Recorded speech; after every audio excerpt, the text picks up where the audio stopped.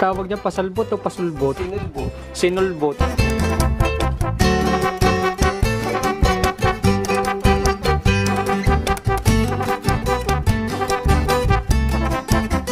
Alright guys, habang ini-enjoy natin yung mga scenery dito at mga magandang tanawin na matatagpuan dito sa may Mount Banahaw, View Deck and Cabin. Isa rin sa dinadayong kung pagkain dito yung tinatawag na sinalbot. So samahan nyo guys para tuklasan natin kung paano niluluto yung sinalbot. Let's go guys!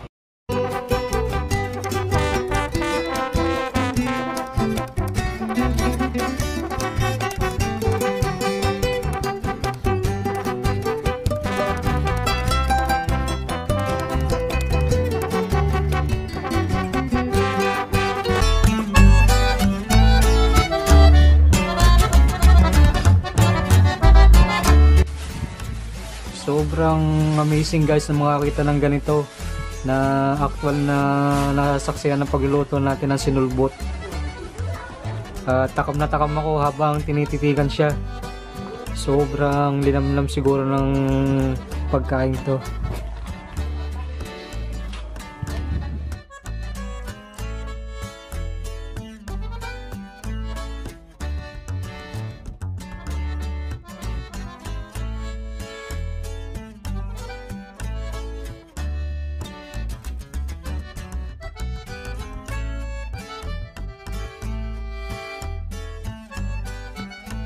Alright guys, medyo malapit-lapit na nga maluto tong inaantay nating sinulbot.